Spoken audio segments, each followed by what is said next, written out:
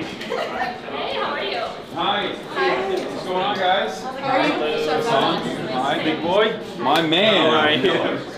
Thank you. Oh my God. Okay. Yeah. All right. Ladies and gentlemen, it's finally happening. We got Mahmoud Khalil in the building, in the flesh. We're gonna have a conversation. We'll do whatever you want to do after. If you want to, walk around. If you don't want to walk around, it's also perfectly fine. But I just wanted to say it is a real honor to be in your presence. I'm so happy that we get to do this face to face, not in the facility in Louisiana. You were planning to come in? Yes, I was. Not only was I planning to come, but I also was like talking to other politicians to just be like, let's do a rally. Let's do a rally outside of the detention facility. But for those of you who don't know, how would you describe yourself and who you are? Hi everyone. This is Mahmoud Khalil. I'm pretty sure now you have some sort of like an impression about me. How with all the media, a lot of it, like unfortunately, is not accurate.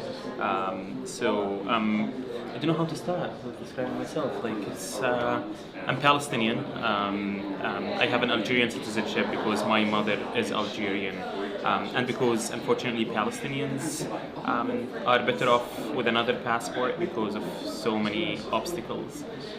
If they were to use their Palestinian passport, I was born and raised in a small refugee camp in southern Damascus in Syria, and I left Syria in 2013, early 2013, I believe, to Lebanon, where I did my undergrad. I worked there, and then I came here just 2 years ago. So a lot of people are surprised that I've only been here for 2 years.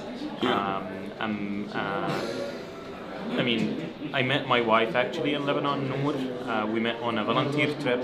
She was on a volunteer trip to refugee camps in Lebanon, Syrian refugee camps, and we met then in 2016. And we got married like 2 years ago, or less, more. Yeah, I lost sense of time now. Yeah, no, it's understandable. Yeah. So let's just start off with what happened. What happened to you? No, I think we can start like from the student movement as a Sure. whole. Like, I mean, I joined Colombia in January 2023, so way before all these like student movement, like about Palestine. I mean, the movement was here, it just wasn't as big. Mm-hmm. And I started studying master's degree in public administration and international affairs, basically in line with my professional experience, working mostly in international development and diplomacy. What did you want to do? I wanted to do before then, like just to go into diplomacy and be engaged more in Palestinian politics. I feel that there is so much space for us, for the youth to actually, the youth and the young to do something in politics, in Palestinian politics. So Yeah. I interned actually at the Palestine mission to the UN during the genocide. So in 2024, I entered at the UN doing that. That's New York. It's New York.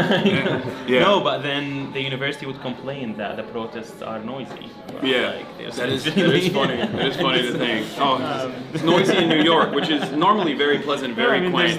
There's a hospital right next to Columbia. Like, Yeah. you hear sirens all the time. Of course. But yeah, basically, like when I came here, I wanted to be like involved with Palestinians, like just to meet Palestinians. But it was clear that like Colombia is a very Zionist. Wow, this is news to me. I mean, You don't say. That's crazy.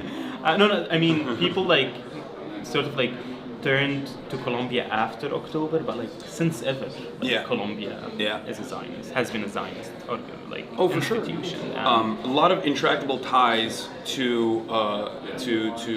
Israeli projects, whether it be having, I believe, like a sister school as well in Tel Aviv, but then also the issue of divestment, it seems like, is always considered a no-go zone for many college administrations, but especially one like Columbia, where it was reported that a bunch of alumni and even other people from New York that might not even be related with Columbia, but cared about Israel quite a bit, were in group chats talking about what to do with students who were speaking out.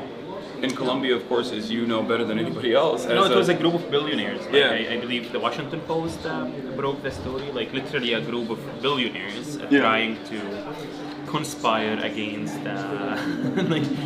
like kids. Like this is what I would say. Like like a lot of the students protesting here are like 17 to 22, and you have all these billionaires, Bill Ackman and his likes, like literally conspiring against them. One of them saying like they would, I think like push $50 million like to against the students, and another one meeting with Eric Adams and promising to give him money for his campaign if he agrees to send the police to campus. Counterterrorism unit.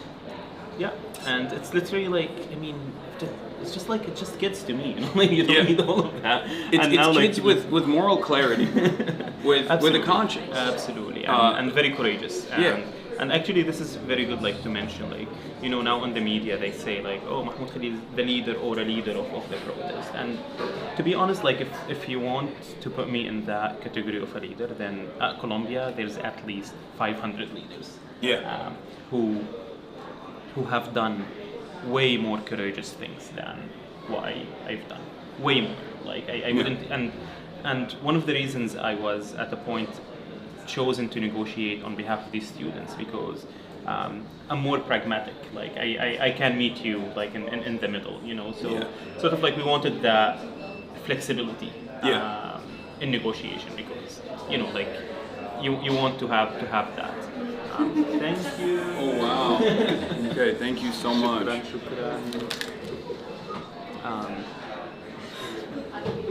And this is a main thing. Like you have now a new generation who are unapologetic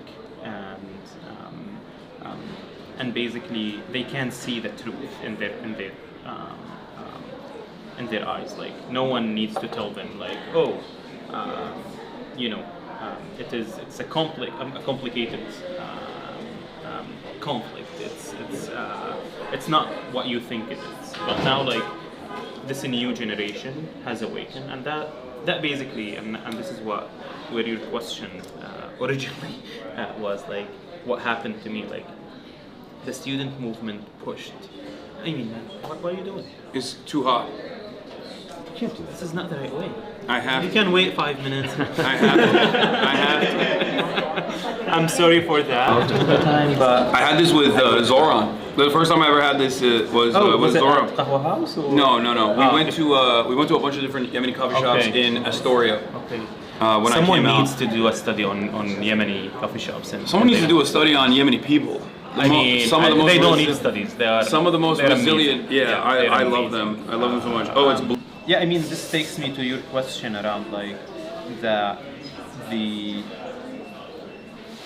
courage and the extent of the student movement pushed the administration to do things as fascist as they did to me. Yeah. Literally sending plainclothes agents without any identification. Going back to like 1950 something, 52, like finding that like small So law. let's start there. How did you feel? Like what was going on in your mind when you had masked agents? So they were not masked, just to be honest. Okay, well, did they identify no, themselves? They did not. So they were literally plainclothes. So like plainclothes, random plainclothes people coming into where you live. Because I remember seeing the video that your wife shot, and it was harrowing. But how did it feel in the moment? So I was basically at that point, like I had been targeted by smear campaign doxing online for like almost two weeks. Hey, It was very hey. coordinated. Oh, You're in there? Oh Okay. yeah, I know all about that. Wall of Fame. Yeah. So basically, like I mean, it was like very coordinated. You know, like Yeah. every day, like the same tweet. I don't know, like 10 times with the same information about me. So I was expecting something like, you know, you have all these like Zionists mentioning Rubio and mentioning DHS, ICE, and all that stuff. But I was like, to me, you know, like maybe they will visit me, like talk a little bit, then they would figure out that this is all bullshit. Like there's nothing against you. You did not say what they're accusing you of saying. But even if you said it, it's First Amendment. Yeah, it's exactly. You know? Yeah. But the bigger part was like, you know, I'm a green card holder. Like I'm not a student. Yeah. So when they came and they tell me like, oh, your student visa has been revoked, and they looked at me, I was like, I don't have a visa. Like, what are you talking about? And he got so confused. That It's then, easy to confuse them, I think. They no, get no, they're confused. usually confused. Yeah, So, but they don't very care. confused Like, all they the don't time. care. They don't have to do anything to get you in trouble. Yeah. And then, like my wife Noor got the green card. They saw the green card, got more confused. So she brought out the green card. Yeah, we brought the Okay. green card. We're like, this is my green card. Like, what visa you're talking about? And then they talked to their superior and telling them like, bring him anyway. So at that point, I was mostly concerned, to be honest, about Noor. Like about my what would happen to me. I wasn't as concerned because I knew I did nothing. Yeah. And the fact that they mentioned the visa thing, I was like it's maybe we'll go to the office.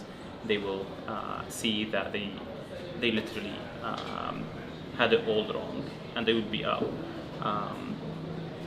But I was mostly concerned about Noor because the last thing they said to her was, if you don't separate from Mahmoud, we will arrest you. And she was 8 months pregnant. Yeah. So that's the one thing that I was actually worried about for the next 30 hours, because imagine, I mean, I was kidnapped at 8 p.m., 8:30 p.m. and I talked on Saturday, and I waited until like Monday 7 in the morning to have my first phone call. Yeah. So for 36 hours or more, hours, I did not have any opportunity to talk to the outside world. Yeah. You know, they took me from. I mean, usually I'm chill. I'm not sure if the video showed. Like, I'm usually chill with. You look super cool. Yeah, I mean, because I did nothing. Like, why would they be No, I understand, worried? yeah. You know, like, and I was so chill, and it's fine. I mean, because I'm also used to getting. You know, these secondary investigation, like at the border, like of course. most of the times when I come in here, like I would go to have a 30-minute interrogation with an officer. So I'm used to that. Like I'm totally. Have you ever done a DHS trip where you send a petition to the Department of Homeland Security, and they legally have to tell you like why they stopped you, but they can give you. I mean, I did that when I got detained. Yeah. What did they tell you? Nothing. They took I had a global entry, which I thought was already interesting because I didn't even think I would be able to get it. Yeah. But then I got it, and then they took it away from me without telling me why. And I mean, I still have the card. Your name is Hasan. Yeah, I still have the card, and when I got detained, I did that DHS trip thing, and they were like, "Yeah, sorry, it's just, you know, it's gonna keep happening," pretty much. Yeah, because they can. Because for Yeah. them, they can do whatever they want, and this is what should scare everyone. Like, not immigrants, not those like undocumented or not citizens. Like even citizens should be scared. Of course. Of this. So they took you from your home, and they expeditiously immediately moved you from state to state in a matter of 24 hours. So actually, like in 6 hours, I was already in New Jersey. Yeah. Then I spent like 6 hours in New Jersey. Then they took me to JFK. then to Texas, and from Texas back to Louisiana.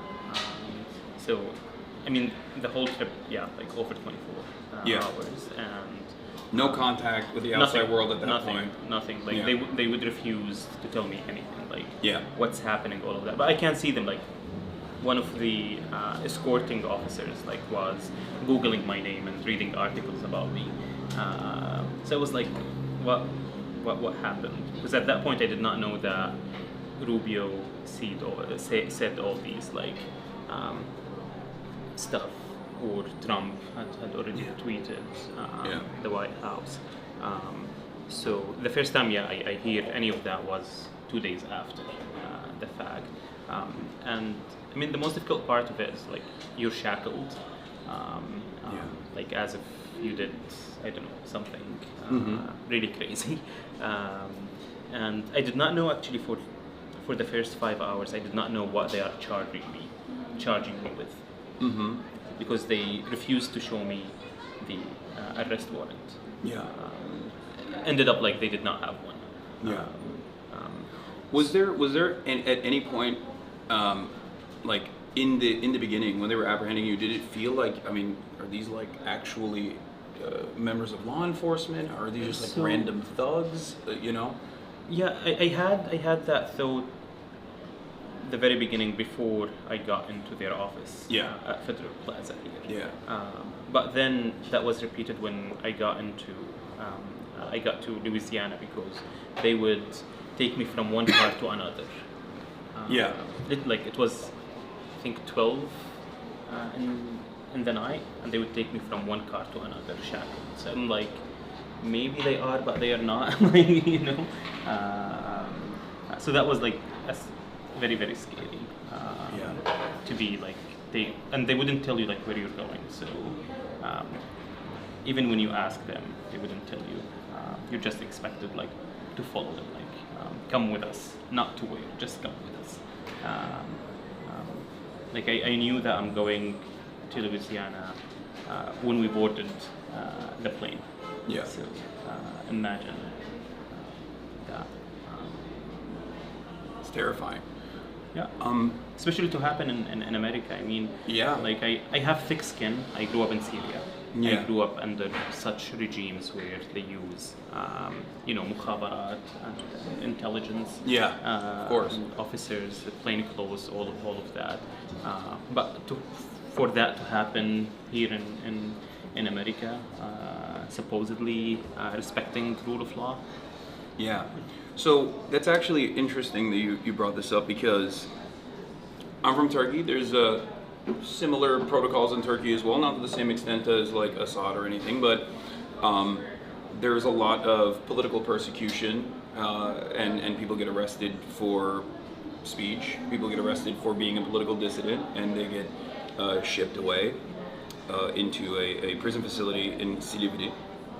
And I think this is there is this notion, I came to America in 2009, and when I came to America, I had this idea, this understanding of America from the outside. I had been to America before, but the notion that there's an American dream and all of the stuff that I had seen in television and in the movies, I thought, this is the land of prosperity. I was not, I was very aware of American imperialism, of course, as everyone is, especially in that side of the world. But there was this theory, this idea that I had in my mind that did not meet the reality that I was experiencing. I very quickly found out, for example, how expensive healthcare was when I was in an ambulance after an accident, and the bill came and I couldn't believe it. I could not comprehend that. But I never felt like we would get to this level of violent apprehension over speech, something that virtually all Americans cherish and defend, something that even, I would say, Republicans care about as well. It's not, for a lot of Americans, they don't just consider this an opportunity to be able to say hateful things and slurs, but also a formative part of the American experience. And that there is still some semblance of justice, there's some semblance of rule of law in the criminal court proceedings. do you feel like your attitude has shifted now that this happened to you? Yeah, I mean, I absolutely had a similar impression and understanding of what America is before. Yeah. I mean, there's always the Palestine exception, though. Of course. You know, like that's. I mean, we thought it's only like to certain things, but like the Palestine exception actually goes into every corner of American institutions and public discourse, unfortunately. But yeah, like I wouldn't absolutely like thought that they would go this low to prosecute speech, like political speech, not even like, you know, like because they can accuse you of like, you know, like speech instigating for violence, Yeah. all of that. But they did not even do that. Like they said, it's basically about my speech. Yeah. For Palestine. And this goes like how, and I think I connect it in my mind to how strong the student movement, but also the Palestine movement as a whole in this country, that would push the establishment to come up with fascist policies to curb this speech. Yeah. And I mean, maybe this is the first big test of American democracy and rule of law. Like, how would they deal with the increasing support of Palestine among Americans as a whole? And it's not only young Americans. Like, No, I think now it's across the board. I think it's overwhelming majority under the age of 50 at this point is more sympathetic to the Palestinians than Israel. And that is a testament to the student movements. That is a testament to all of the movements that have taken place. It's a testament to the resilience of Palestinians in general and the courage that they've demonstrated in spite of being victim to a genocide, to be able to communicate the violence that they experience. And I mean, look, I've been an advocate for the past decade of my professional media career, and I never thought that I would see this much unconditional support to a very obvious injustice that's unfolding in front of our eyes. Let me ask you about that, actually, because I want to get back to the Jenna facility in particular, because you wrote from the detention facility. But do you feel like there has been a major shift in attitude? How have you received this? It's very major because the injustices against immigrants have been happening before my arrest. Yes. And for a long number of years. It's just like the public was not aware of that. It's just that Trump brought it to the surface because Trump loves to show off. Like, see how cruel I am. Like, you know, him and Stephen Miller and his puppets.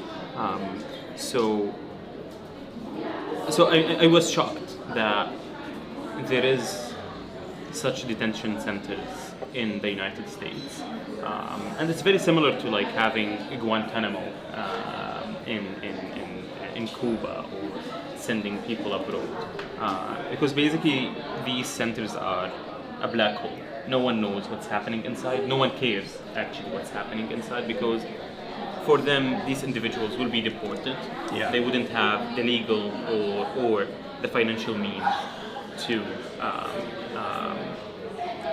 sue us, or to actually challenge the detention in court.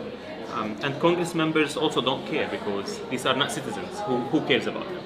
Who cares about it? But it's literally like inside Gina.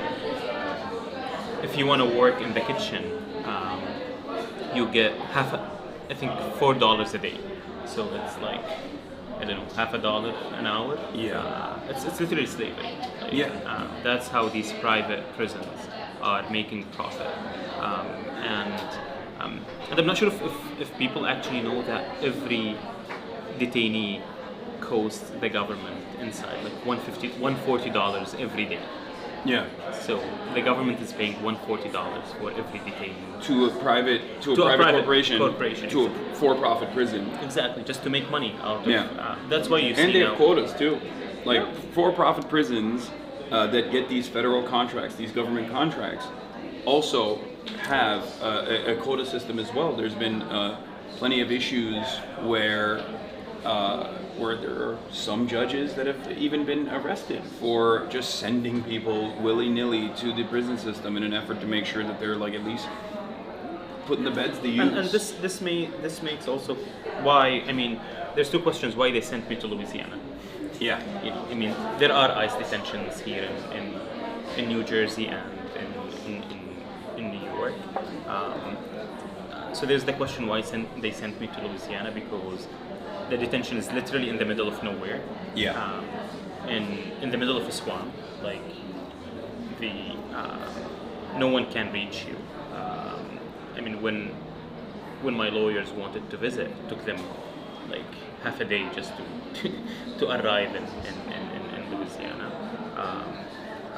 But also because there are so many empty prisons there that they wanted to utilize for immigration enforcement, and which is the more important in my case, because they sent me to Louisiana because they can guarantee the outcome of that legal system. Yeah. So people think like immigration courts are an actual court of justice. It's not. It's just an office. Yeah. And it's also a part of the executive, so it's Exactly. not. It doesn't operate as an independent judiciary. Absolutely not. And It works in line with that the was clear. administration. It was clear in my hearings. Like we would present like so many evidence that what the government is presenting is totally wrong. But then the judge says no. Yeah. As simple as that. Like you feel like it's a reality show or a sitcom actually, like more accurate. And I feel like now the American public, when they look at this moment, 20 years from now, it would be like very disgraceful moment that what's happening to immigrants. And you know, like I'm a bureaucrat. Like I spent time being like a government employee in my life. I understand why governments want to enforce immigration policies, all of that. Mm-hmm. But what's happening now is the immigration policies are being enforced in a cruel way, just to punish, just to be supremacist, just to be that we deserve to be here more than you do. Yeah. Just to. It's a way to appease the sometimes violent and racist fantasies of a select few in the base, because these are not broadly popular ideas. As a matter of fact, the attitude towards immigration has shifted dramatically back to a space where people are repulsed by the Trump administration's ICE raids wherever they happen. And the more frequently that they happen, the more people see militarized Gestapo coming in and arresting their neighbors, the more angry they get, the more resentful that they get.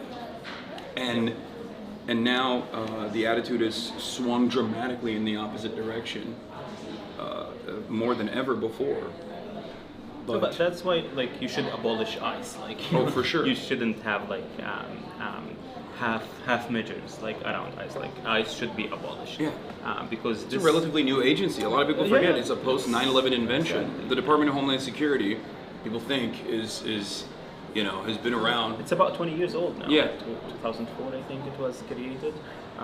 But also now, like, ICE is acting as armed militia for Trump. Yeah. Literally armed militia. That's why now they have a budget of an army. Yeah. To do things without a warrant, without anything, because unfortunately, like, they did not like the American public historically did not care about immigration policies, laws, all of that. So it was always controlled by the executive,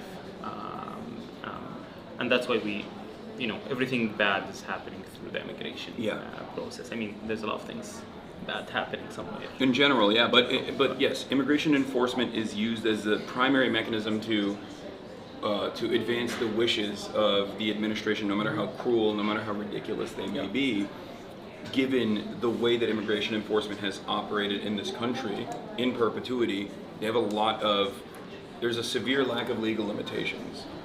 Like a police officer can't do a warrantless search and seizure, but technically ICE, in the way that they operate, are in a legal gray area. Technically, they can. I mean, yeah. they literally broke into my building. Yeah, exactly. They broke into my building, and yeah, they got away with it because in ICE, like they can just follow someone into the building. Yeah, well, cops do that too sometimes, but but also they cannot show a warrant arrest warrant. Like it's just bizarre to have, and they don't have body cams. yeah, So like, and they are law enforcement agency. They don't even have the body Yeah. cam. So they act in total impunity. Yeah. And that's why they're getting away of all these outrageous like conducts and incidents that's been happening. So, talk to me more about the Jenna facility. You say, how do you say it? I think Gina. Yeah, but you say it like it's a facility. You say it in like almost Arabic. You say Jenna. Gina. I don't Yeah, know. Gina. Gina. Gina facility. How did you spend your days there? I mean, I was spending like my time with over 70 men in the same dorm. Like, not that I have like my own room or cell. No, like the 70 people are over 70. Like I say, like it's at a minimum 70, more than 70 in this dorm, and I mean, you'd spend your time mostly like listening to people's stories. A more just heart-wrenching story after another. That was like a big part of my day, because time really passes very, very, very slow when you're on the inside. And if it's a weekend, it's like literally torture, because on the weekend, like there's nothing happening, things move slowly. So there's, yeah, I mean, just talking to people. I would have some time with my lawyers to talk about my case, and basically supporting other detainees with their letters, motions. A lot of them, they don't have lawyers, they don't know what kind of rights they have. So I would have, you know, like every day an hour or two just talking to people about their cases, writing, drafting on their behalf requests to ICE, because the level of because when you get there, no one tells you what your rights are, like, or if you have rights. I mean, technically you're supposed to have And rights. they do, yeah. Yeah, no, they do. I mean, even a court, but no one tells you that, and Yeah. no one is enforcing that you Yeah. have a right. I had a person from Georgia. He was imprisoned for like 7 months when I arrived there, and his wife was arrested, or also was in prison, detained in another facility, just 2 hours away from this facility. They were not able to see each other for 7 months, despite being only two hours away. But also, they never had a direct phone call with each other. So what would happen, he would call his sister, and she would call his sister, and then they would have the three-way sort of like phone call. But then I was like, but you know, you have the right to request from ICE that they should facilitate a direct call. Yeah. So I helped him with that one, you know. So he every week he would get an hour to talk, like, to his wife. And this is one of like the very few incidents. Like, but people would come to ask me with really difficult situations. Like, someone came telling me, showing me like documents. He's like, he has just arrived to the facility. So he showed me the documents, and he told me like, I haven't talked to my lawyer. Like, what are these documents? So I read them. He signed on his deportation. I told him like, this is your deportation. Yeah, that's He's a very common. No one told me about that. Very common tactic is you're getting them to sign a piece of paper without telling them it's a self-deportation I was like, order. Did you know that it's your deportation order? He's like, no, they told me like I have to sign it in order to transfer me to Gina. And then 2 days later, he was deported to Guatemala. And he has a U.S. daughter here, so he did not even get the chance to see a lawyer to challenge that, any of that. So this is just one of the stories. So many stories like it. It's really crazy what's happening on the inside, but the Trump administration is trying to paint everyone inside as a criminal. Yeah. Despite the fact that actually they are not. Like, they did nothing wrong. When they crossed the border, they crossed it when it was open. Yeah. They had whether CPP or not, but even if they were here illegally or whatever they want to call it, they are in a process to fix their documents on the outside. But ICE brought them from their court hearings. I met really like incredible number of people like who were taken from their court hearings, or for a stop sign. Like when I I think last week or the week before, I learned about a case where I think it made it to the news that a girl was arrested, was put into deportation because of a stop sign. Like the police stopped her for that. But like on the inside, there's so many of these cases. Like someone who would, people that have been here for 15 years, they have a trespass from 10 years ago. Even things that otherwise would have been expunged at this process. People that have paperwork issues. But like you said, most of these people, the people that the Trump administration is going after, despite the fact that they made a big show of this, like there's a massive amount of criminals internally inside of America that are just like doing heinous crimes with regular frequency. They have a quota, like, when they have the quota of 3,000 people, and then every other day they tell you, today we apprehended this killer or whatever. Yeah. But it's like 1 out of 3,000. Yeah, so and the person that they apprehend is not actually the person that they apprehend. If they've done a crime, they're already in the system. Exactly. Yeah, they go to the prison. Chat. For those of you who don't understand this process, there are people who have done crimes as non-citizens in this country. Okay, of course, everyone is capable of crime. Non-citizens, of course, are responsible for an unimaginably small share of the crime that takes place on U.S. soil, especially as opposed to documented and natural-born U.S. citizens. Right? They do less crime per capita than documented and natural-born U.S. citizens. And when an undocumented person does a crime, especially like a violent crime, they do not get released. They go through the system, they get properly prosecuted, charged, convicted, and then they're in the prison system. Or sometimes they're even deported, depending on what they've done.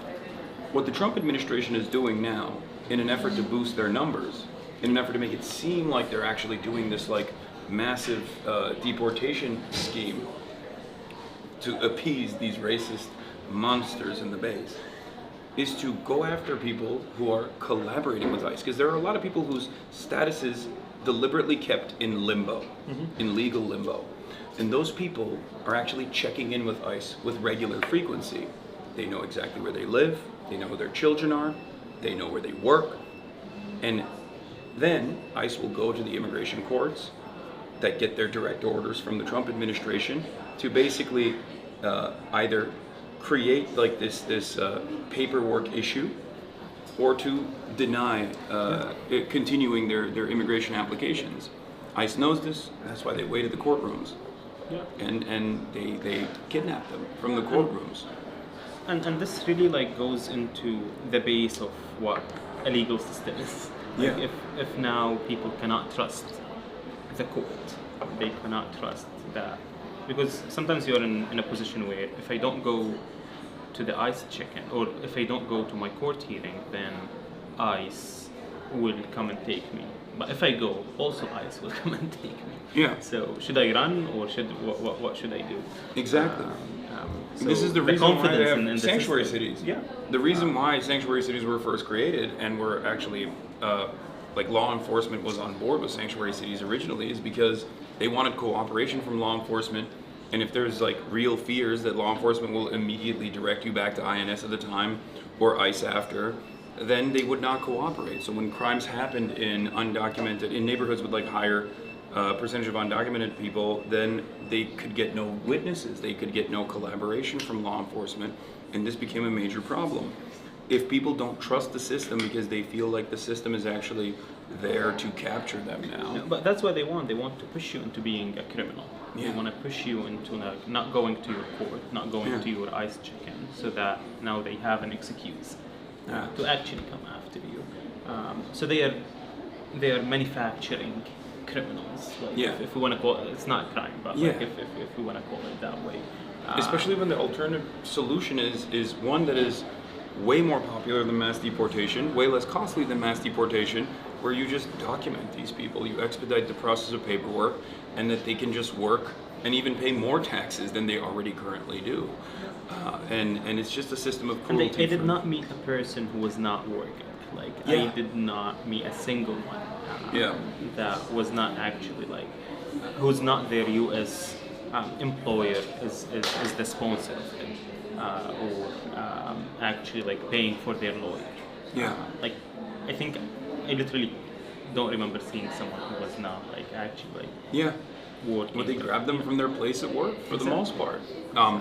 It's a heinous system, and that's one aspect of the immigration enforcement. But the other aspect of the immigration enforcement that we've seen with your case in particular was also a direct violation of the First Amendment. So they basically weaponized the immigration system to suppress speech and freedom of speech. Because as you said, like if I did a crime, if I committed a crime, they would have taken me to the criminal criminal court system. Yeah, exactly. But because I did not do that, like nothing that I did was a crime in any way, they weaponized the immigration system toward that. And it's not happening to me alone. Like it's still still happening now to others, whether it's about Palestine, whether those who are speaking up against the draconian immigration policies. So it happened in the past, and it's continuing to happen now. One of the most insidious ways that this administration, I've talked to a lot of other journalist friends of mine about this as well, because I got detained by Customs and Border Patrol coming back into the country. Obviously it was nothing in comparison to what you went through, 104 days of being locked away. But in the interrogation process, some of the questions that they asked, and I'm a natural born U.S. citizen, some of the questions that they asked pertain to my commentary. They knew full well what I speak on, whether it was like the contextualization of militant resistance against imperialism, whether it be against Israel or America or any other country, as a matter of fact, but they were specifically lasering in on Israel. But the really scary thing that I noticed was when they ask you questions that are actually actionable, right? Because at first they're doing a prodding operation. They just ask you like, oh, what do you think about Hamas? What do you think about Israel, right? Like, and whatever. I was just like, State Department has designated Hamas as a terrorist organization. I just kept repeating that over and over again, right? But in the second part, they start asking you like, have you given money to Hamas? Have you given money to Hezbollah or the Houthis? Which is, laughable. It's impossible to do, and illegal, right? But one of the questions that they also had in there was if I had actually communicated with a member of Hamas, which is not illegal, and especially in my line of work, is conducted by many journalists, right? Like people who have actually interviewed people, like Jeremy Scahill, for example, who routinely talks to the leadership and releases reports on Drop Site. And I think that there's always been an attempt by every single administration, Republican and Democrat alike, to muddy the waters between material support for a terrorist organization, which means like offering training, logistics, direct money, arms, things like that. That's what constitutes material support, technically, in the eyes of the law. And I think now, I believe there was a case where lawyers were considered to be offering material support a couple years ago, and now they're trying to push it past the limit where speech could constitute material support, which directly contradicts the First Amendment protections that every citizen and non-citizen alike is supposed to have by this administration. I mean, it's all just like to suppress speech, like it's Yeah. all to because they're also trying to mud the water between like what's a pro-Hamas and pro-Palestine. Yeah. What is an anti-Zionist and anti-Semite. Yeah. They're trying to conflate between all of this, so it's easier for them to come after you just for the speech and the thoughts that you believe in. It's literally like they are policing our thoughts, policing our speech. So that they police the way we live. Because they're control freaks, like they want to control you in every aspect. In the Palestine context, they don't want any criticism to Israel and its crimes, and like America's complicity in these of course in these crimes, and they're doing it in a way where where they're clearly overstepping previous boundaries. It's unpopular, it's broadly unpopular. And the very reason why they're doing it is because discourse has shifted. This is what I was trying to ask you about. Like, do you feel like on the Palestinian plight, do you feel like you ever thought that it would get to a point where regular people on the street, especially over a certain age, white people, people named Deborah and Barbara, being like, oh yeah, free Palestine? I always believed in that because I know that it's a righteous cause. Like it's not like a gray area. It's not complicated. You're a more optimistic like, person than me. No, I was always. That's why they were trying to push all that money into their propaganda. Of course. That's why it was easier for them to send me to Louisiana than actually discuss what I'm talking about. Than actually talking about what an intifada is, talking about like divestment from Israeli companies and institutions, what apartheid is. So it was for them easier to cancel me than actually engage in the speech, and that's what's happening right now. But I always had that belief. Like I spent a few years of my life focusing on non-Palestinian literature, non-Palestinian history. Like I read, like books from very Zionist authors. I read books from Morris? No, I mean there's Ari Shafet. So just like to learn about their perspective, how they see it, and I thought that would change. Like maybe they have something right, Like I was like, let me explore that. What was your conclusion? No, my conclusion is like no. That made me like more firm in my stand that actually it is like clear that what Israel is doing is colonization, is supremacy.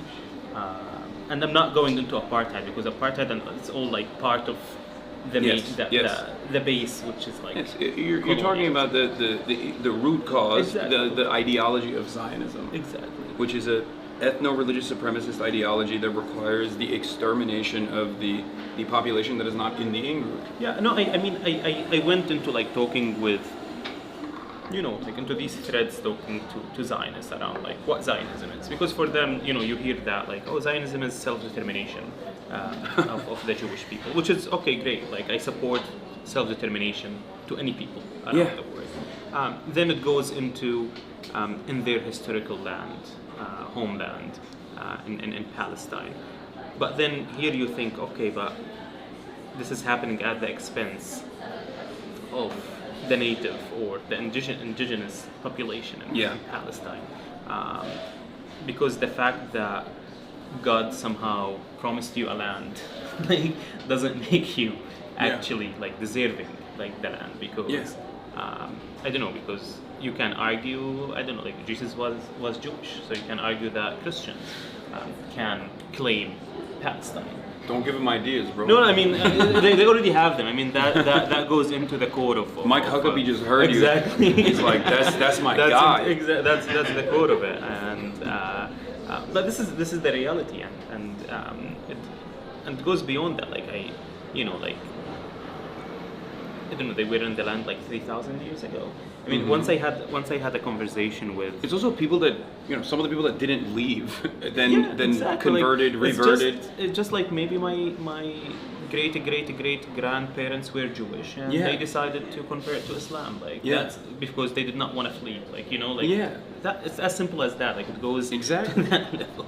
But I mean, ridiculousness doesn't stop here. Like once I was talking to a very Zionist student at Columbia, who told me why do you say that you are a Palestinian refugee, but you were born in Syria and your parents were born in Syria? That doesn't make you Syrian. No. And I looked at her in the eye. I was like, wasn't this the same argument that you used to come back to Palestine after 3,000 years? I mean, it's it's as simple as that. Like it doesn't need to go. Well, I think your argument is a little bit more valid than that one. Exactly. Like it's only 70 years ago. Not 3,000. Like if you we don't know that you're a convert or there's so many 3,000 years. Do you know what happened in 100 years? Yeah. Like to think about 3,000 years. Yeah, exactly. And this is in no way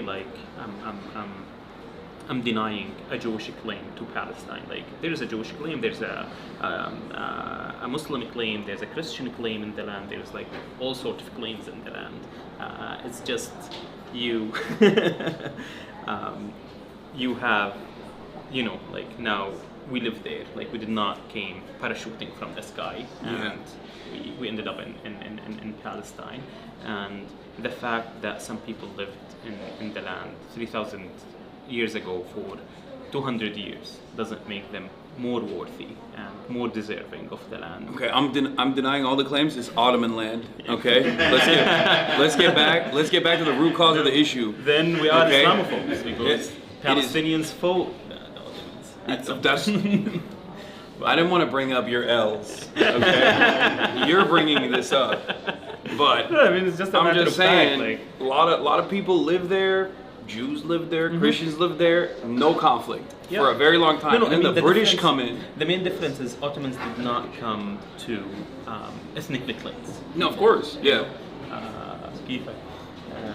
They did not in no way try to alter the population there. The Ottomans were caring about just give me my taxes. Yeah. Do whatever you want to exactly with this land. But still, I'm saying that Palestinians also fought the Ottomans. They fought the British. And now they're fighting the Israelis. And that goes into, now whenever you mention the word Palestine, and if you support Palestine, they would automatically say, "Oh, you're anti-Semite." But I mean, were we an Islamophobe back then? It's just I don't know, we really did not have that. Didn't respect the caliphate. It's not a big deal. Again, like I said, we're not talking about Palestinian L's right now. No, I'm just talking about the resistance. Of course. The concept of resistance. Of course. As it is resistance to get justice, to get your land back against occupation and any sort of injustice. It's a national emancipatory movement. Regardless of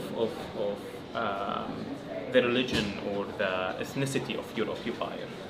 I did not choose the religion of my occupier. I would fight them no matter who they are. I mean, if the Ottomans come back, we'll fight them. I thought we were making inroads right now. No, I mean, it's just he's Armenian, my cameraman. I'm with you. I love that. I really do. But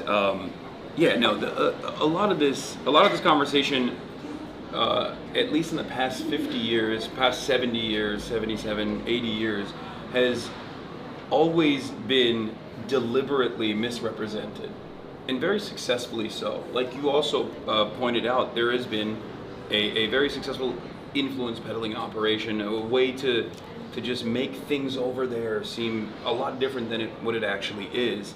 And I do feel like now that is so dramatically changed, specifically with the cruelty of Israel's military campaign, its genocide, its ethnic cleansing operations, in a way that even average Westerners can recognize the inequalities here.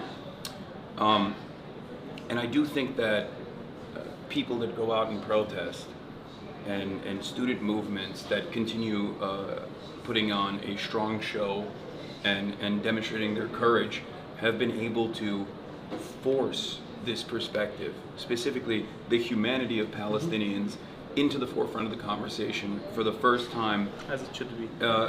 Yeah, as it should be, but for the first time ever, I think, in this entire 80-year history.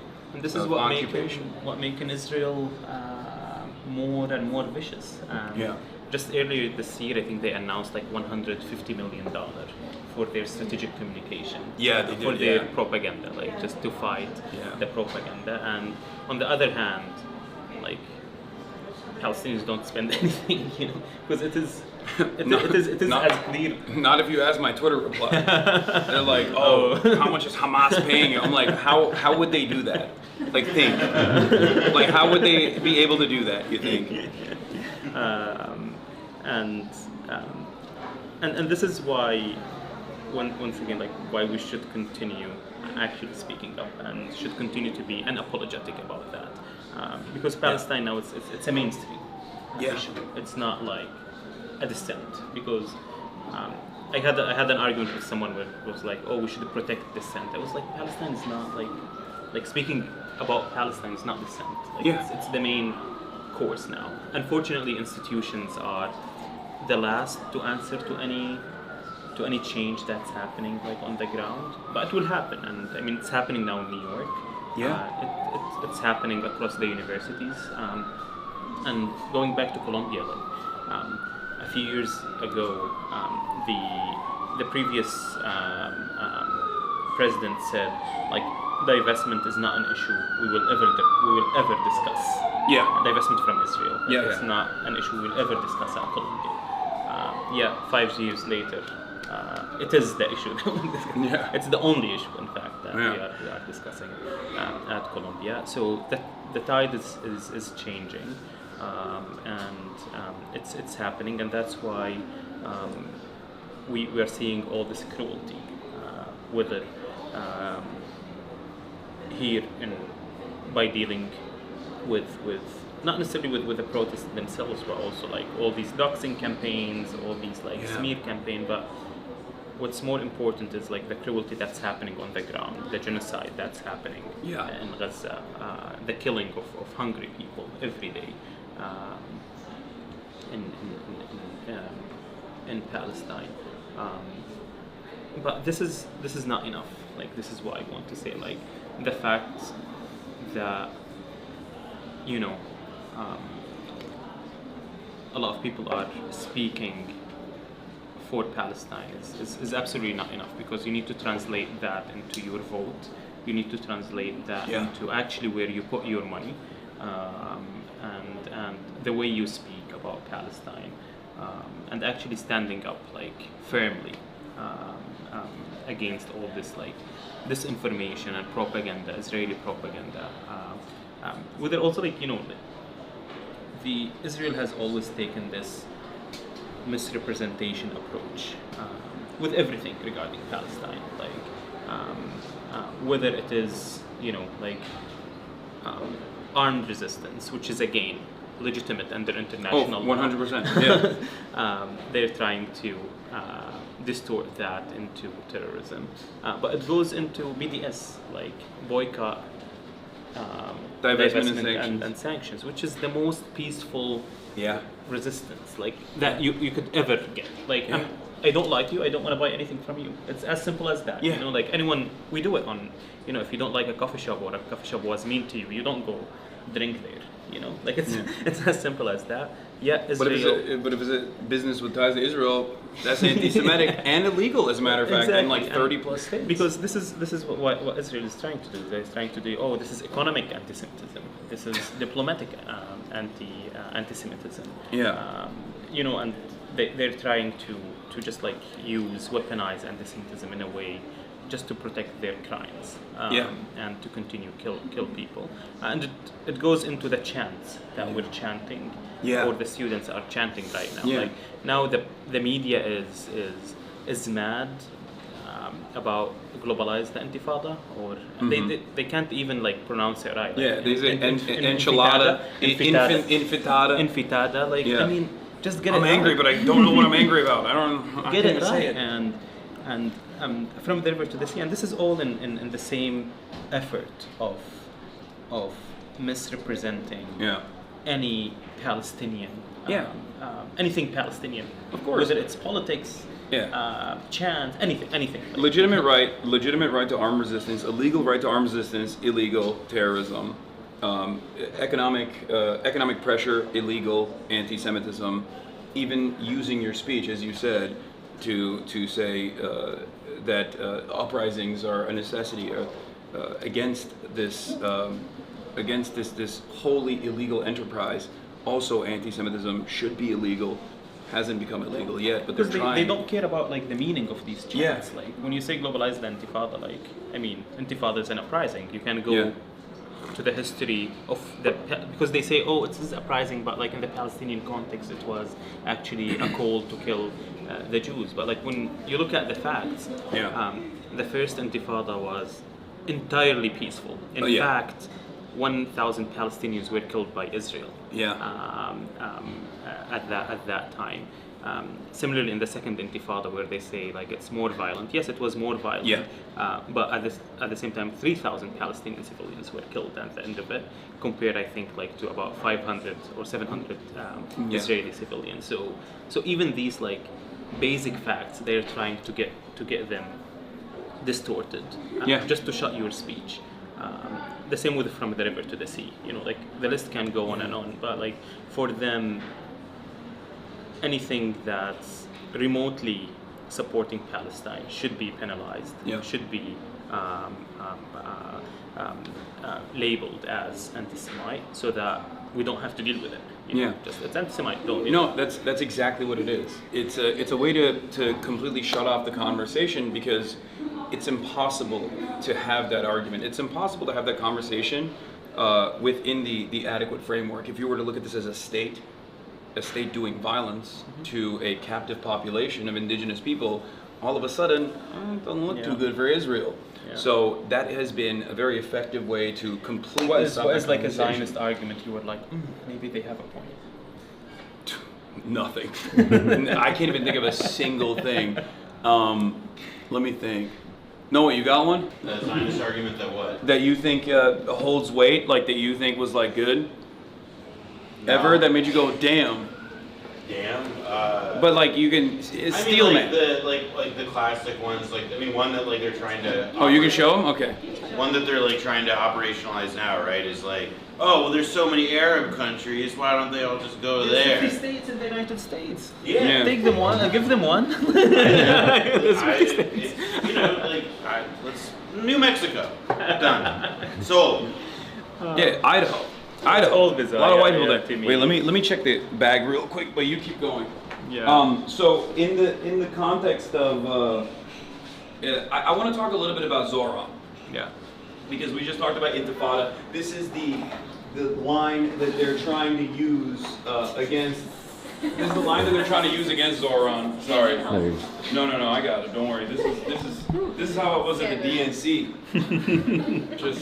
No, to me it's just like go research. Like don't listen to me. Like now I gave you like a definition of what intifada, but don't listen to me. Go research your intifada and make your own decision. Like that's what I want people to do. Like just to research and learn. Yeah.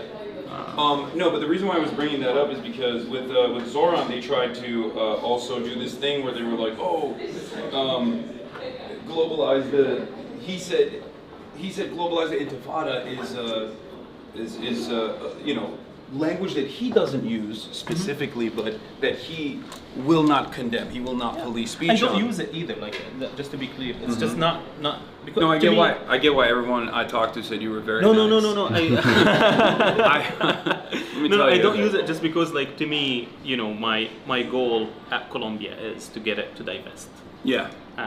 But I can see why people can use it, and I understand why. It's globalizing the solidarity around them. Exactly. Like that call for uprising against all systems of injustice. Yeah, of course. It's as simple as it's as simple as that. Like I don't use it because I don't use it, like because that's it. But like that doesn't mean it's wrong.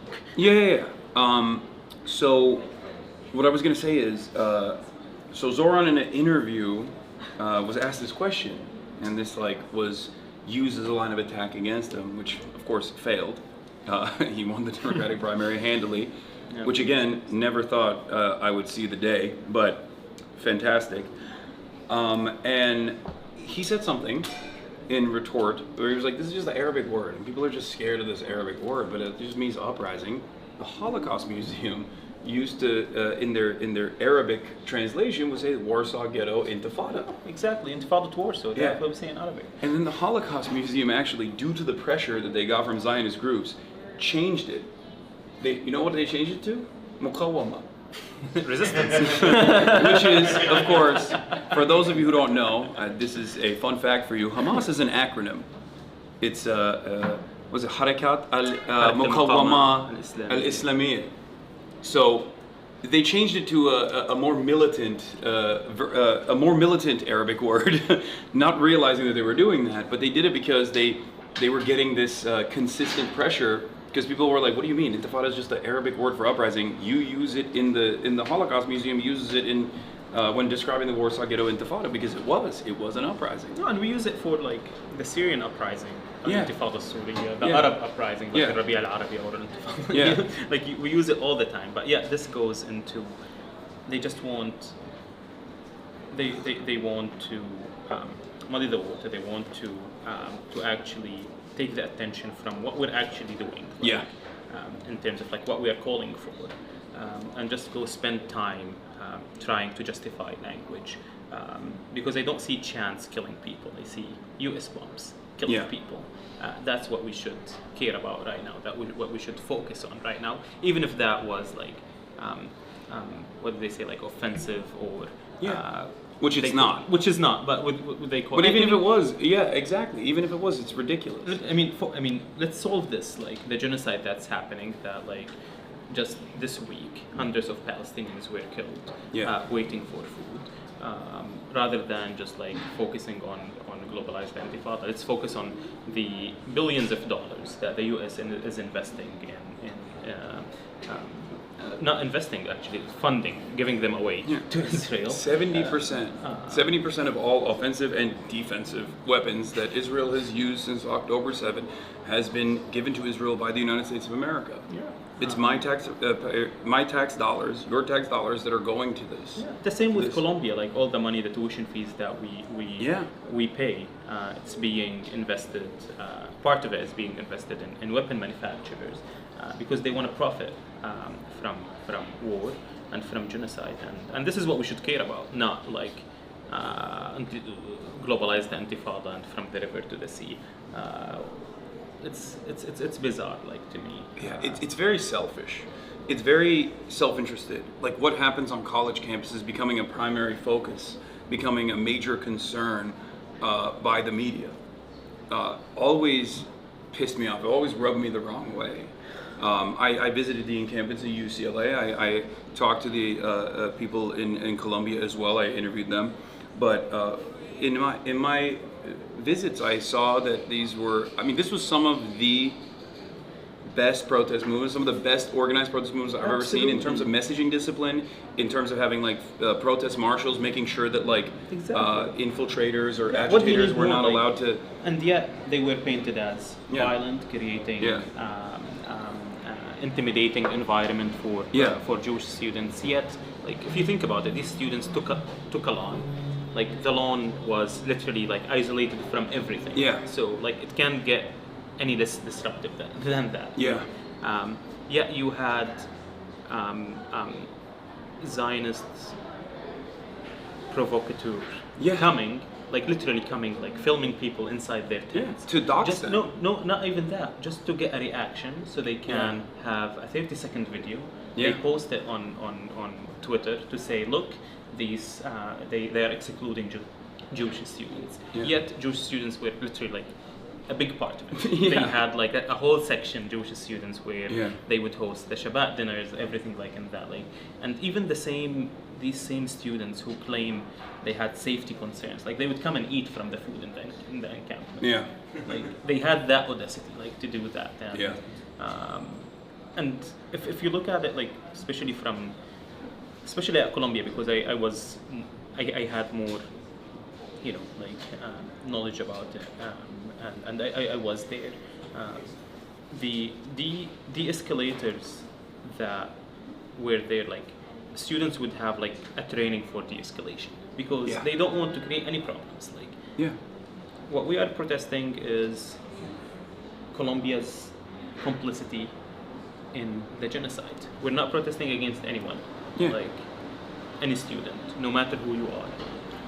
But on the opposite side, you see these students literally harassing, intimidating, provocating for violence. With against institutional backing. No, and the institution invites violence. They invited NYPD to come on campus, like, and NYPD themselves, they said, oh, they were peaceful. They were just sitting, Yeah. but we were called in. You Yeah. know, like that's part of it. Or if you go into like what they say, like Henshold, for example, where students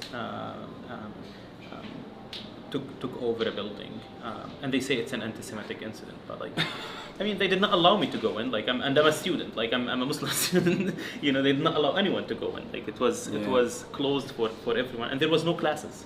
Yeah. The university was shut down at that point, and this goes into just messaging, how they're trying to just like change messaging in an abhorrent way, like a very abhorrent way. Yeah. And at the end of the day, they get the protection. In a very cynical way, and in a way that that actually breeds unnecessary enmity when you falsely conflate Judaism with Zionism, when you falsely conflate the interests and the actions and the ambitions of Jews all around the world with a state that is engaging in horrible, barbaric, criminal behavior, this repulsive behavior, genocide, the worst crime of all crimes, one that is so severe that a genocide in retaliation would not be just. That's how severe it is. And yet, even now, to this day, it feels like there are a lot of older people who think that this conflation is still successful when it's not, and it's actually a dangerous one that creates unnecessary tension against Jews in general. Yeah, absolutely. And what's being done in the name of the Jewish people is the scariest thing that would actually increase anti-Semitism. Yeah. And that's why. And it already like, is happening. To me, JVP and like Jews for Ceasefire groups, like Jewish groups supporting like human rights, are the ones actually combating anti-Semitism the most, because they are the ones going out and saying, like, what Israel is doing in our name is not right. It's not in our name. They're doing it just for their own genocidal purposes, for their own colonial purposes, and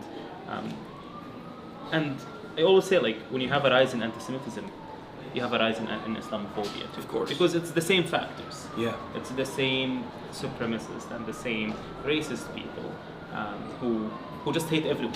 You know? And historically, that comes from a much larger group, which is oftentimes right-wing Christian fascists that are the ones who go and spray paint synagogues with a swastika or do the Islamophobic attacks in general as well. So I think that's a reality that a lot of New Yorkers are obviously aware of, which is precisely the reason why all of this, like, Zoran is an anti-Semite stuff just didn't work at all. They use this label because it is a really nasty label. Like Yeah. no one wants to be labeled anti-Semite course. because we knew what happened like to Jewish people throughout history.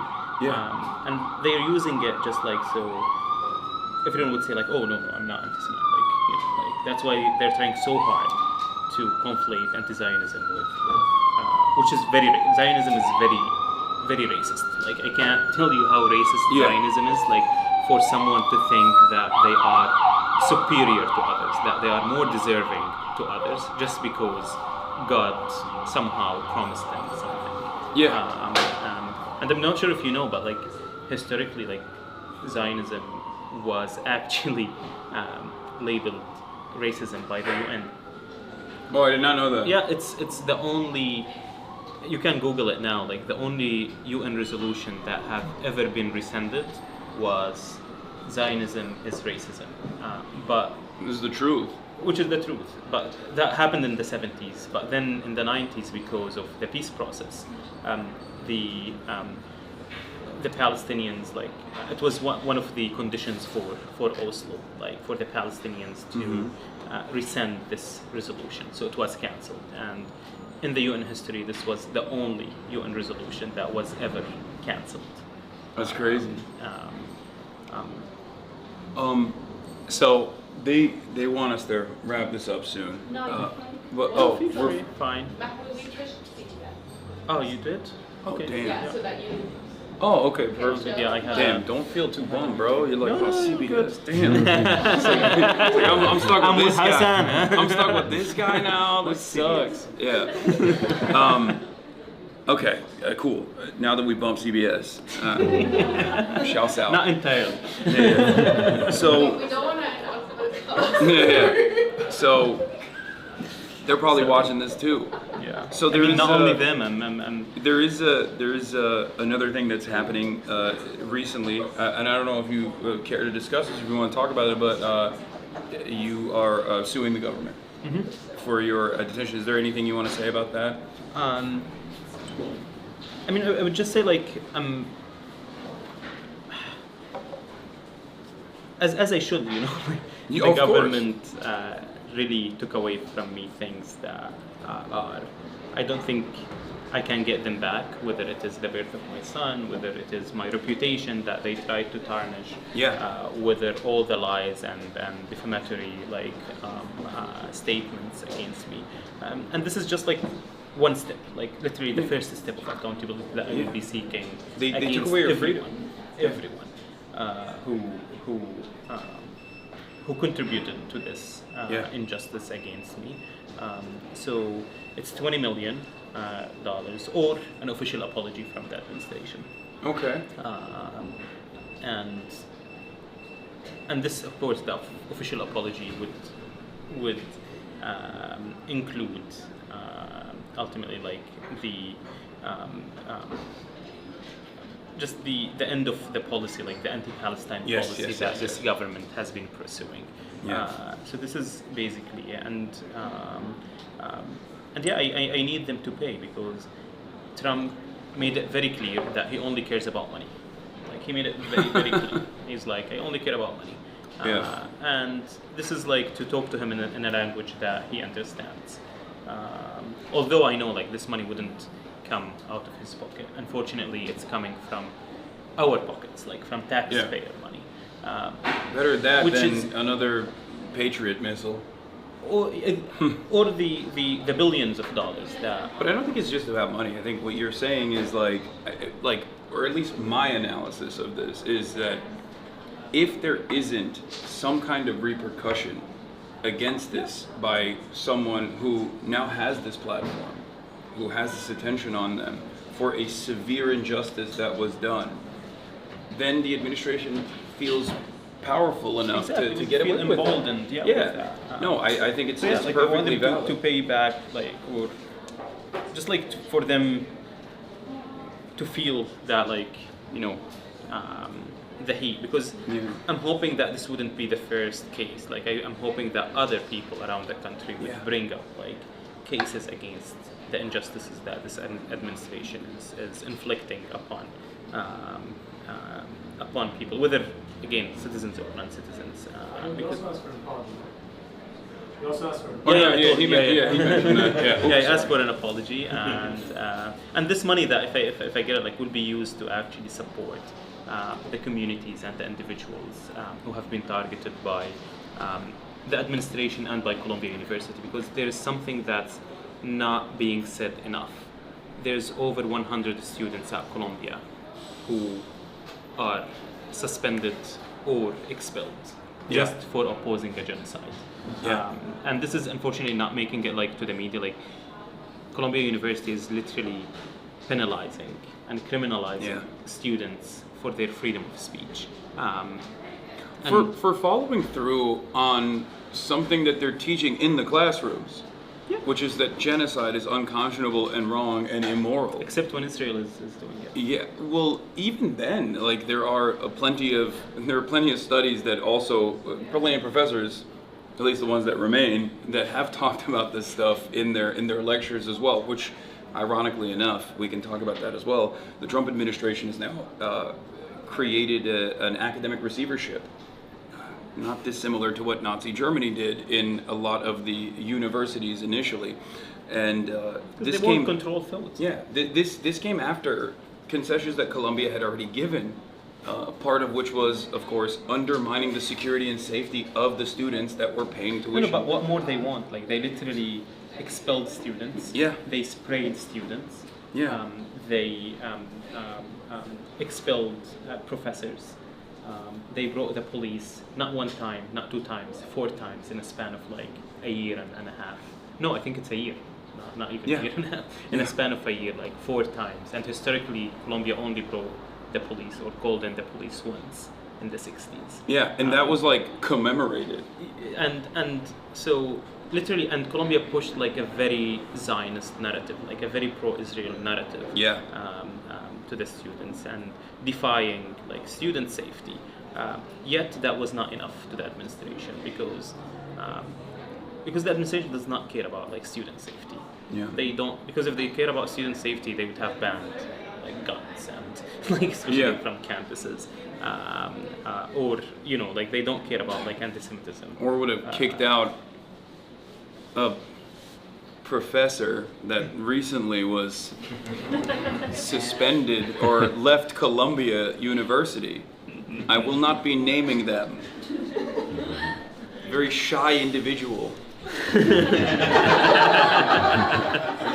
A menace. I've heard from so many students at Columbia, like first-hand testimony. Yeah, but Columbia emboldened such figures. I mean, they made them figures. Yeah. Let's say that because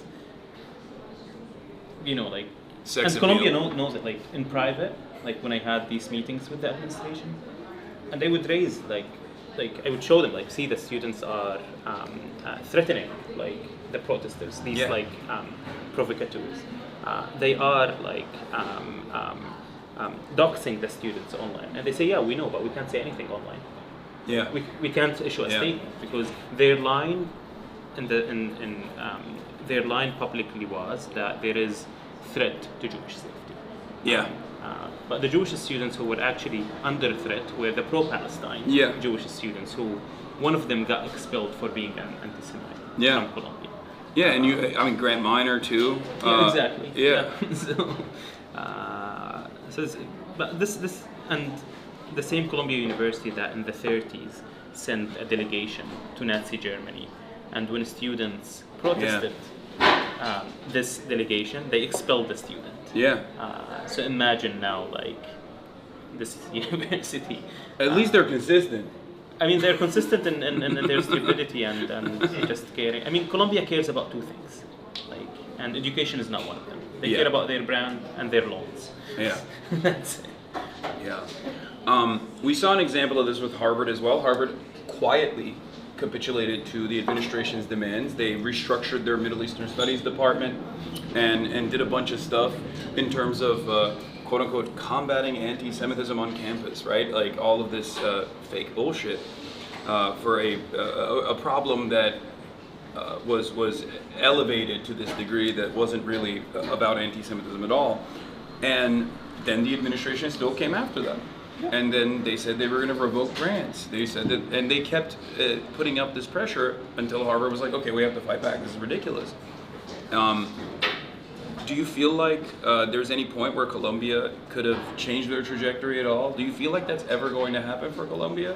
Because I feel like their institution's reputation is forever tarnished. I mean, there's always the opportunity to listen to the students, to actually go public, apologize for all the just the cowardness that happened over the last 2 years, to reinstate the students who were expelled, to actually divest the investments from companies complicit in human rights violations, as anyone should do. Like, why an education institution is investing in weapon manufacturers? Like, you care about education. So there's this chance that Colombia should do. Was I surprised that they capitulated to the administration? I wasn't, because again, like, Colombia doesn't care about safety. They care about the money that they have, the brand, maintaining their non-profit status, having all these billions continue pouring into the institution. But even they created this condition to themselves, because from the very beginning they capitulated to the narrative that there is that the protests are creating a hostile environment.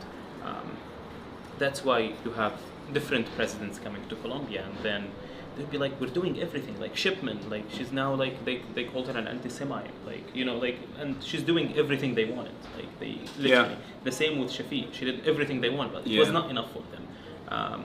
And this is why, like, when you look at the facts, like, show us the facts of like, the presidents would come and like, okay, like, let's see what's happening, like, let's combat anti-Semitism because of the protests, because anti-Semitism is happening, not because of the protests. Of course. Like then they don't see anything. Like when Trump supporters, neo-Nazis, open neo-Nazis, marched in Charlottesville. One of them was a Columbia student, and he wasn't even like hiding his identity, the Tiki Torch guys in Charlottesville. And Columbia allowed that person to do remote student work to graduate. That wasn't an issue at all at that point, because that's not the type of anti-Semitism that matters. The real anti-Semitism that doesn't matter to a lot of these institutions. Like Proud Boys were at the gates of Colombia. And we did not hear anything from them. Minouche Shafiq received like a lot of death threats. She told me that, like, she received a lot of death threats from right wing. But we don't hear about that, like, on the media. Like you say, like, it's only and this goes into one of the main structural problems, or the main problems here in the discourse, which is what happened to me shows that, like, Palestinians are automatically dehumanized. Like, we should show our humanity. We should show that we are normal people. That we should only focus on the death of children and women, because, like, for some reason Palestinian men are violent. Like, we shouldn't talk about them. And we should ask ourselves, like, what got us here? Like, to have Trump use the word Palestinian as a slur, or Chuck Schumer. I'm not sure if that's I mean, an insult to Palestinians. No, that's what's so crazy about it is you see a lot of Gentiles that unconditionally back Israel, where they get to tell Jewish people how not Jewish people actually are, which I feel like it, under different circumstances, would immediately like rise to the level of anti-Semitism that even the likes of Jonathan Greenblatt, for example, would potentially call into question, and he's nowhere to be found on this stuff because he's too busy coming after people like myself. With the Shylock like comment that that Trump did, but even with the same administration, like Rubio, Elon Musk called me twice. No, called me like an anti-Semite, but then the next day he would call the Germany's like neo-Nazi AfD. Yeah, he would defend. Yeah, he defended AfD. Defend them, like, he would call them, and like, it's insane, because if you think about it, I'm not sure if everyone knows what the charge against me is, but basically that I one of them, the Rubio determination is that I undermined the U.S. foreign policy in combating anti-Semitism. but what's undermining like this policy of undermining of combating anti-Semitism is U.S. unconditional support to a country that's waging a genocide under the name of Judaism, is actually supporting neo-Nazi parties, is actually meeting with Holocaust deniers here in the United States. That's what's actually that's actually hindering creating yeah, anti-Semitism. Absolutely. Yeah. They use it because it's convenient for them now. Well, even the IHRA definition, which even the person responsible for it says should never be applied in a legal setting, even though nobody cares, and they still try to do it. It in and of itself contradicts what this administration is trying to advance in terms of their interests, because like one of them is the conflation of Israel and Judaism. Like that is anti-Semitic, and it is definitionally anti-Semitic within the IHRA definition as well. So because that's not that shows you that they don't care about anti-Semitism. Yeah. They only care about like No, for sure. protecting. Oh, trust me, I know. Like, Israel. I mean, you know, for people. Yeah. You know. Okay. So let's talk about you. What do you like to do? Other than this. Normally? Yeah, what do you do normally in your day to day? Absolutely not. I don't like protesting. So people think that we love protesting. Like we love because we protest because it's fun. It's not. Like, no. I would rather go spend time with my wife and just like literally chilling than actually protesting. Like that's a main thing that like people should understand. Whether about me and about the vast majority of protesters. No one enjoys protesting, like under the rain or just like like chanting. Like why would I? Yeah. You know, if it's not necessary, but I do it because it's necessary. Yeah. Because what's happening like requires me to do so. So absolutely not protesting. Yeah. I mean, How was that moment of like finally seeing your child for the first time after this detention? So it's. I mean, now I spend most of my time with my son and with Dean and Noor. I mean, it felt to me it's just like. I don't think that you can describe like. I mean, before like every parent would tell me like, oh, tomorrow when you see like your son, like you can't describe it like before and after. I mean, I spend most of my my time just like literally like playing with him. He's still 2 months and 10 days, but I don't. To me, there's that feeling of, you know, like Palestinian fathers go through this every day, whether in Gaza or across Palestine. So I have always this thought when Dean is crying for food, and I'm like, I have like food for him, but like about the parents that they can't get food because Israel now is actually preventing baby formula from coming in Gaza. How cruel that could be. So I have always this thought in my head, and just like being worried about separation again from them. That's why I'm spending like 24 hours with them. But it's crazy now. Like I'm getting like parenting advice from Zionists, like being like, oh, like he's on the streets now. Why he's not with his kids? I wanted to talk about that. How difficult was it for you to separate once again from your child to go back and do a rally? No, I mean, Dean was already like literally in the second room, like in another room. So no, it wasn't like as people would think, like, oh, like I spent like 10 hours rallying and spending half an hour. No, I'm spending like a lot of time with the family. But I felt it's important for me to rally that day, just to show that we're not afraid. And because what the Trump administration did to me they wanted to set me as an example. Yeah. So others wouldn't oppose Israel's genocide. So that's why I made that decision of actually, like, despite so many warnings about my safety, to actually go and walk with the protesters that day. And I'm doing it, like, not for anyone. I'm doing it for myself, for my son, because I don't want him to live in a country that's supporting the killing of his people. And they don't, I don't want him to protest, like, in the future, you know, like, hopefully Palestine will be free, hopefully, like, the world would be, I don't know, like, some, I mean, I know it wouldn't, but I would hope that would happen in the future. So now, like, literally, like, all my time with my family. Usually, I mean, I just mostly work and see friends. So that's like, I don't do gaming. I'm sorry, like No. I have a PS4. I do some FIFA. So, classic. That's exactly.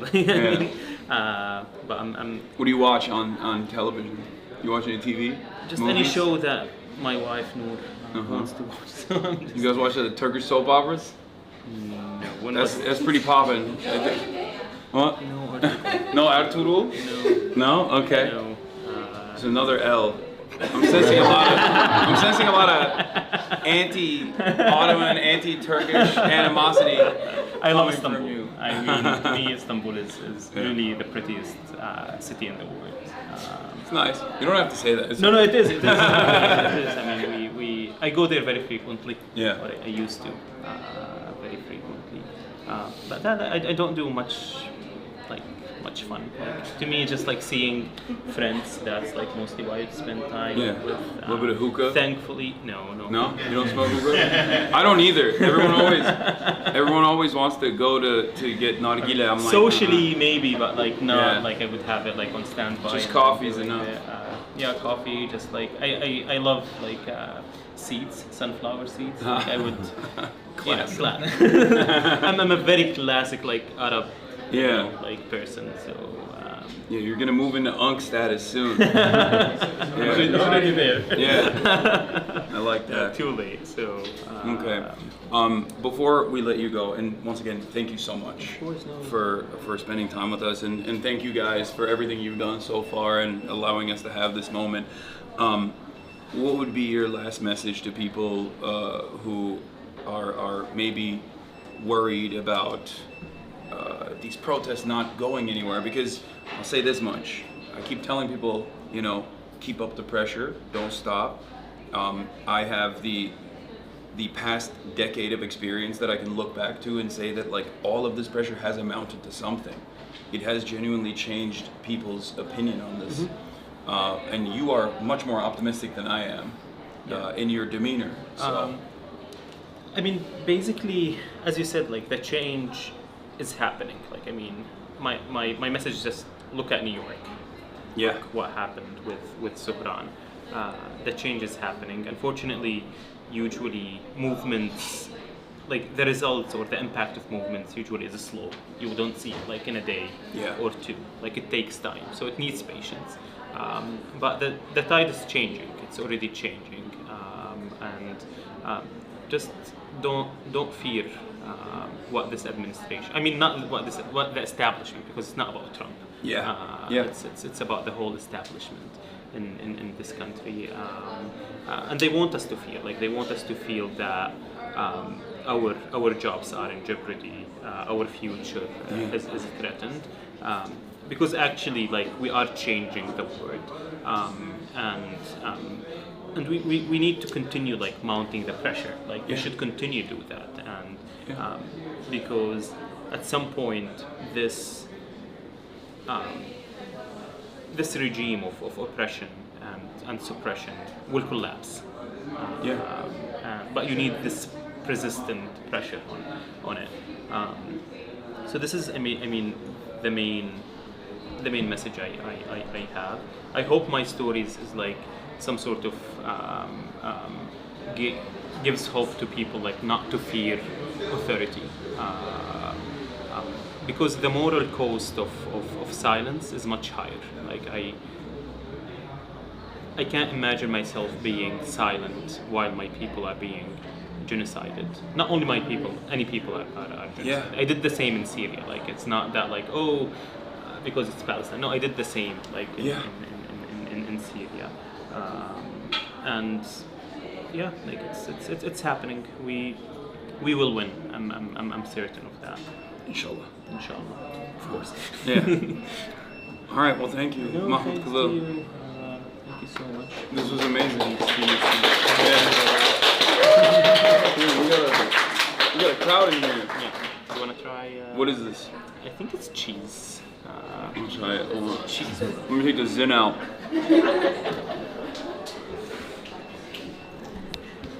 Is it cheese? Yeah. Is Oh, it it good? is. That's good. And we are in Qahwa House. I know. Like, now Oh it's- yeah, thank you But you. it's fine. Qahwa House is House. Delicious. We're leaving now. Yeah, One of the Qahwa houses around the country. yeah. Thank you. Wait. Yeah, thank you to Omar from Kawa House as well for allowing us to use this space to have this conversation. This is delicious. I should have had it when I first came That's in. why I was like, yeah, let's come here. Yeah. What else I got here that's good? I mean, you should try their sweets. There's Khalit al-Nahl, like, what's Khalit al-Nahl? Oh, honey. Honeycomb, yeah. Yeah, it's really good. It's very I'm good. a bad Were you about to have some of this? Because I had one. Okay. You ate myself, but it's fine. I will. Okay. All right. Well, thank And you. what's next now? Where are you going? I'm gonna go back to my hotel, my base of operations, and go back to covering the news. Thank you so much. Well, Appreciate you. Thank you. Thank you for everything. Yeah. When oh. So you shouldn't we don't know how to say cheese in Turkish. Let me introduce myself. You know what's called good. No, just wanted to say you're a big hero. I mean, I didn't do anything. It's just like. No, I got arrested with GVP protesting the Trump Tower. And, Thank you so much. That gave me so much hope when Really? someone told me about No, it. Someone I was in prison and they played the audio to me. it was like one of the most special moments of my life. I think about it. I know it takes a lot, like, to put your life on the line.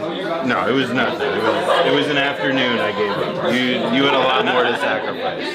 No, I was like, I had to eat Cheerios. I had to eat bad Cheerios for an hour. It could have been a lot worse. No, thank you so much. No, thank you. I wanted to ask if this is my. Noah's co-host. We make a podcast together. Brandon. I lived in Vietnam for a little bit. Oh, years ago. okay. Yeah. Did you do the, like, protecting the community? I was working as an intern for a news organization, local Palestinian news organization. So The situation there is pretty bad. I know. No, still have a couple friends. All the settlers. Yeah, it's kicking up there as well. I'm glad I got to meet you. It's a real honor. It's my pleasure. I wanted to ask. Excuse me. We're going to be annoying and ask for a photo. Yes. Yeah, I mean, That's true. I am better looking. Just like. We can slide. I know Hasan's coming back. Yeah, we came with it. Yeah, we came with Hasan, streaming with him. He and I. I've been going on a stream with you. So okay.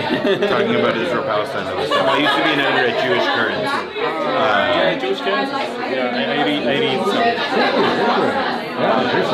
What's the editor who left? Jacob. Well, Jacob. Well, It's okay. It's who been a left? short I'm day not today. sure. I know. Nora? No. 2 days ago. It was a long day. Yeah, we forget who walked. recently. We walked all throughout the Bronx for like But the editor 5 now is hours. Ariel Angel. That was tough. Yeah. No, And then it's, we walked through Harlem. It's with been Noah. interesting covering it. And that was maybe honestly. just 3 or 4 hours. So Very happy to have you. it was fun. It was super hot. Did the mayor of Harlem? It feels a bit surreal. Yeah, I elected the mayor of I Harlem. can't. I literally cannot I imagine. love that. It's also been interesting to see your conversation with this how to see the way Palestine and anxieties about ICE and detention have come together in a really easy to understand way. No, I mean, it's not. I mean, ICE is just one of the oppression tools that they are using. Like, it's not the main one. Like, I mean, it's just like one of the tools they are using because they're using so many other tools just to suppress any pro-Palestine speech. I mean, they're using Canary Mission and Beitar. No, but what they want to cancel that. Help you escape. It was good to see you. Yeah. Whenever you're in New York, Yeah, just go now. you have a place. Yeah. Let me know. Of course. Thank Thank you. you.